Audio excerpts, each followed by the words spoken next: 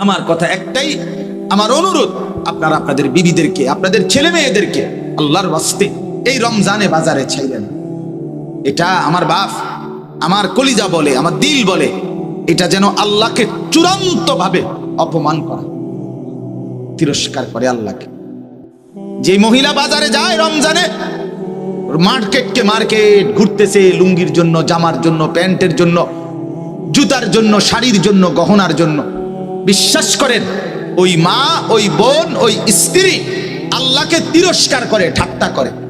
আল্লাহরে বলে, ও আপনি কইছেন রমজান মাসে রহমত দিবেন, মাগফিরাত দিবেন, নাজাত দিবেন, জাহান্নাম থেকে মুক্তি দিবেন, 70 গুণ বেশি নেকি দিবেন, নফলের ফরজ বানাই দিবেন। এটি থন আপনি আপনার কাছে রাখেন। আমার দরকার জুতা, আমার দরকার শাড়ি, আমার দরকার গহনা, আপনি আমার লাগবে না। এই হলো নাফরমান মহিলার বক্তব্য। আমার জুতা দরকার, যাতে ফেরেশতা আমারে হাসরের মাঠে জুতা দিয়ে ফেড়ে, যাতে জুতা দিয়ে। তুই মহিলা মনে রাখিস, তোরে মালিক বললাম রব্বুল আলামিন তার ফেরেশতা দিয়ে জুতা দিয়ে ফিরবে, জুতা দিয়ে, নতুন জুতা দিয়েই ফিরবে। হ্যাঁ, নতুন জুতা দিয়েই ফিরবে। তামাশা, আল্লাহর সাথে ঠাট্টা করে।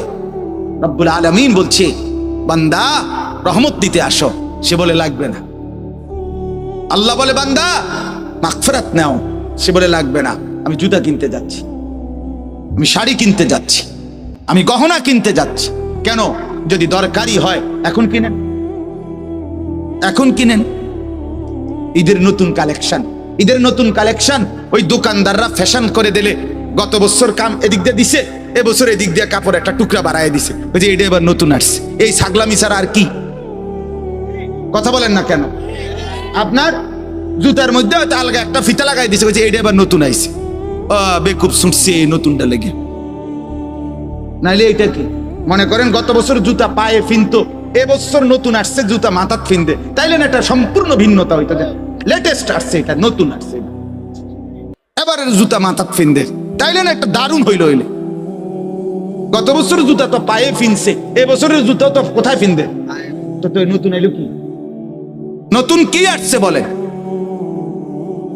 এই জন্য এটাকে ঠাট্টা মনে করবেন না, বরং দয়া করে মাহে রমজানকে কদর করে নিজেদের মা, বোন, স্ত্রী, কন্যা, ছেলে মেয়েদেরকে এই বাজার, এই দোকানদার, এই ফালতু কেনাকাটার পিছনে আল্লাহর দেওয়া এত বড় নিয়ামতকে প্রত্যাখ্যান করবেন না।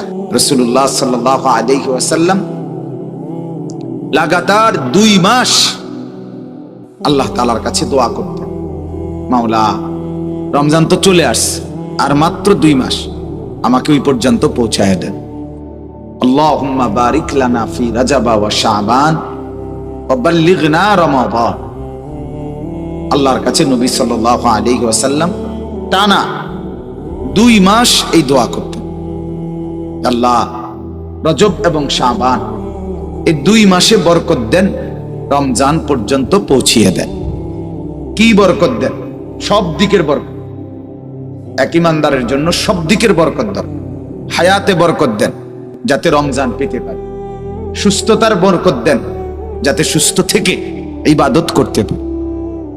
হ্যাঁ, পেরেশানি থেকে বিরত থাকবার এর মধ্যে বরকত দেন, যাতে করে এক মনে আপনারা ইবাদত করতে পারে। রমজান তো আছে, কিন্তু আমি বেঁচে নাই, তাহলে তো হইল না। আমি বেঁচে তো আছি, রমজানও আসছে, কিন্তু অসুস্থ, বন্দেগী করতে পারলাম না, তাইলেও তো হইল না। সুস্থও আছি, কিন্তু পারিবারিক অনেক পেরেশানি, বিভিন্ন মুখী যন্ত্রণা, যার কারণেও নীরবে ইবাদত করতে পারলাম না, তো এটাও তো মুসিবত। এই জন্য হার কিসিমের বরকত আল্লাহ যতভাবে হইলে আমি আপনার বন্দেগীটা নিরাপদে করতে পারবো, ইবাদত নিরাপদে করতে পারবো, সেইটা আপনার কাছে চাচ্ছি। এই জন্য নবী সাল্লাল্লাহু আলাইহি ওয়াসাল্লাম 2 মাস রমজানে যেন স্বস্তি, শান্তি, নিরাপদে বেঁচে থেকে, সুস্থ থেকে যেন আল্লাহর বন্দেগী করতে পারে, এই জন্য 2 মাস আল্লাহর কাছে টানা দোয়া করত। এর দ্বারা বোঝা যায় যে রমজানের কদর রাসূলুল্লাহ সাল্লাল্লাহু আলাইহি ওয়াসাল্লামের কাছে কি পরিমাণ ছিল, কি পরিমাণ ছিল। এই এক দোয়া থেকেই আন্দাজ করা যায় যে 2 মাস তিনি আল্লাহর কাছে বরকত চাইতেন। আল্লাহ হার লাইনে বরকত দেন। মনে করেন রমজান পর্যন্ত আমরা পৌঁছলাম, হায়াত বেঁচে আছি, আমরা সুস্থও আছি, তো বাজারে যথাযথ পণ্য, রমজানের খাদ্য সামগ্রী বাজারে নাই, এটাও তো পেরেশানি। পেরেশানি কিনা বলে? বাজারে চিনি নাই, বাজারে পর্যাপ্ত পরিমাণ পেঁয়াজ নাই, বাজারে পর্যাপ্ত পরিমাণ তরকারি নাই, ছোলা নাই, বুট নাই, ইত্যাদি ইত্যাদি ধরে নেন, তাইলেও পেরেশানি কিনা বলে? আল্লাহ বাজারে চলাফেরায়, উঠা বসায়, ঘরে পরিবারে সর্বত্র বরকত দিন। নবীজি এই দোয়া করতেন। আমি তো সুস্থ আছি কিন্তু আমার স্ত্রী অসুস্থ, রমজান, তাইলেও তো পেরেশান। আমি তো সুস্থ, আমার স্ত্রীও সুস্থ, কিন্তু আমার ছেলেটা বা মেয়েটা সে অসুস্থ, হাসপাতালে, তাইলেও তো পেরেশান। তাইলে আল্লাহ তাআলার কাছে নবী সাল্লাল্লাহু আলাইহি ওয়াসাল্লাম 2 মাস টানা, ভাই প্যান্ডেলের ভিতরে বুট খাবেন না, দয়া করে আমার অনুরোধ দোস্ত, আমি একেবারে অনুরোধ করছি, গাফেল আল্লাহর দুশমন, আমারও দুশমন। খামখেয়ালি মানুষকে বলে কোনো লাভ নেই। জন্য পাশাপাশি এক ভাই আর এক ভাইয়ের সাথে কথা বলেন। ছেলেরা, বাবা তোমার অসুবিধা লাগলে তুমি বাইরে গিয়ে কথা বলো, তুমি শিক্ষারও, আমার কোনো অসুবিধা নেই, কিন্তু এখানে বেয়াদবি করার কোনো সুযোগ নেই। সোজা কথা, একজন শুনুক, কোনো আপত্তি নেই। আমি আজীবন এই তবিয়তের মানুষ যে কোনো সময় সংখ্যা গুনি না। অনেক মানুষ দেখে লাভ মারছি এমন কিছু না, কম না বেশি সেটা আমার দেখার বিষয়। আমার মালিকের কথা বলার জন্য বলা, আল্লাহর কথা বলতে বসছি। এজন্য একজন কথা বলবেন, একজন বুট খাবেন, একজন পাশের জনের সাথে একটু কথা বলবেন, একটু আল্লাহর কথা শুনবেন, হবে না দোস্ত? আল্লাহর কোরআন, এটা তুমি বাংলা বই মনে করো, এটা অঙ্ক ইংরেজি বই মনে করো, ওটা পৃথিবীর সমস্ত পড়া একত্র করলে কোরআনুল কারীমের এক অক্ষরের কোণার কাছেও আসতে পারে না। কোরআনুল কারীমের সামনে পৃথিবীর সব, এই বাংলা, অঙ্ক, ইংরেজি, পদার্থ, জীববিজ্ঞান, রসায়ন বিজ্ঞান, উচ্চতর গণিত যা আছে, এগুলো 2 পয়সার মূল্য রাখে না কোরআনের সামনে। হ্যাঁ, ওগুলোর জায়গায় মূল্য, কিন্তু কোরআনের সাথে তুলনা করলে ওর একটারও কোনো, এর কাছাকাছি ন্যূনতম কোনো মূল্য নেই। দামি একমাত্র আল্লাহর কোরআন। অতএব তুমি এটাকে দোস্ত ফালতু বিষয় মনে করো, ফালতু বিষয় মনে করো। গাফেল আল্লাহর দুশমন, খামখেয়ালি, খামখেয়ালি। আমার মনে আছে, আমি একবার এক ছেলেরে বলছিলাম, ওরা কয় পারি না, অনেক আগে শিক্ষকতার প্রথম দিকে, বললাম পারো না, পারি না আর কি,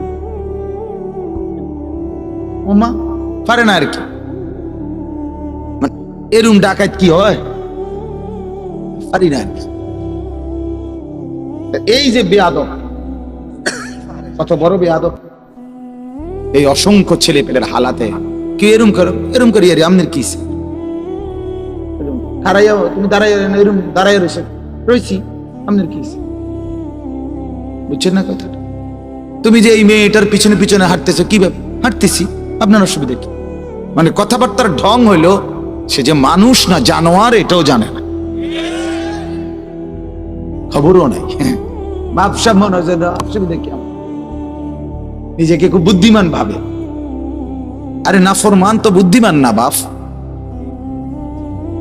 নাফরমান বোকা হয়, নাফরমান অপদার্থ হয়, বোকাই হয়। আল্লাহ নবী সাল্লাল্লাহু আলাইহি ওয়াসাল্লাম বলেছেন, আল কাইয়িসু মান দানা নাফসাহু, যে নিজের হিসাব করে, ওয়া আমিলা লিমা বাদাল মাউত, মৃত্যু পরবর্তীর জন্য আমল করে, আল কাইয়িস, তাকেই বুদ্ধিমান বলে। আল কাইয়িস, সে বুদ্ধিমান। ওয়াল আজিজু মান আতবা নাফসাহু হাওয়াহা, নবীজি সাল্লাল্লাহু আলাইহি ওয়াসাল্লাম বলেন, এবং অক্ষম, অপদার্থ, দুর্বল, ব্যর্থ, অথর্ব, যে তার মনের ইচ্ছা মতো চলে। হাদিস, ওয়া তামান্না আলাল্লাহ, চলে নিজের ইচ্ছা মতো আর আশা করে আল্লাহর কাছে। আল্লাহ, মুখে বিড়ি, আল্লাহ ভরসা, আল্লাহ ভরসা, পকেটে হারামের টাকা, আল্লাহ ভরসা, ঘরে রঙিন টেলিভিশন, আল্লাহ ভরসা।